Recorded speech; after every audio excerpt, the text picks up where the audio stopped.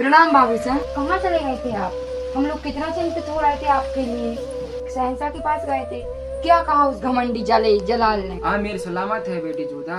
ये तो बहुत ही उत्साह की बात। फिर आपके चेहरे पर ये चिंता कैसे? वो जलाल चाहता है कि हम आमिर के वल्दे आपका विवाह उससे कर दें। क्या? हाँ। आप ये क्या कह रहे हैं बाबू साहब? आप तो सब जानते हैं कि हम उस जलाल से कितनी नफरत करते हैं, उसके बाद भी आप ऐसा कुछ कह रहे हैं। लेकिन हम उस जलाल को वचन दे के आए हैं कि हम आपका विवाह उस जलाल से करेंगे, और हम उम्मीद करते हैं जोधा कि आप भी हमारे इस वचन को निभाने में सक्षम रहेंगे। ठीक है बाबू साहब, हम आपकी पुत्री हैं और आपको हमसे प्रार्थना करने की कोई आवश्यकता नहीं है। हमारा प्रथम धर्म यही बनता है कि हम आपकी आज्ञा का पालन करें, और आपकी आज्ञा का पालन अवश्य होगा बाबू साहब। हमें आपसे यही उम्मीद थी बेटी जोधा। परंतु बाबू साहब, हमें नहीं लगता कि इस विवाह के लिए सुजामल भाई साहब सहमति देंगे। लेकिन बेटी जोधा, हम उस जलाल को वचन देकर आए, अगर आप सभी आमिर की सुरक्षा चाहते हैं तो आपको जलाल से विवाह करना पड़ेगा, और ये बात सभी को माननी पड़ेगी। अब चाहे वो सुजमल बेटे हों या फिर वो आपकी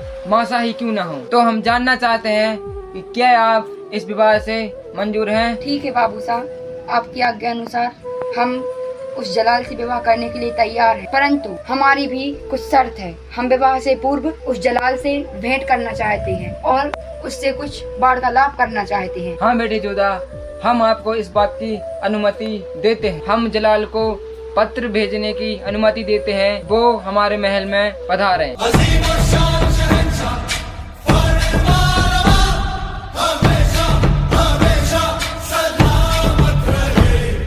हमें पता चला है कि आप विवाह से पूर्व हमसे कुछ बात करना चाहती हैं। फरमाइए राजकुमारी जोधा। हम विवाह से पूर्व आपके सामने 2 शर्तें रखना चाहते। क्या हमें इजाजत है? हाँ, बेशक इजाजत है। हम चाहते हैं कि विवाह के पश्चात हम अपना धर्म नहीं बदलें, और दूसरी और दूसरी यह है कि हमारी शादी के पश्चात हमारे कान्हा भी हमारे साथ आगरा प्रस्थान करेंगे, और उनकी विधि पूर्वक वहाँ पर स्थापना की जाएगी एवं उनका वहाँ पर मंदिर बनवाया जाएगा।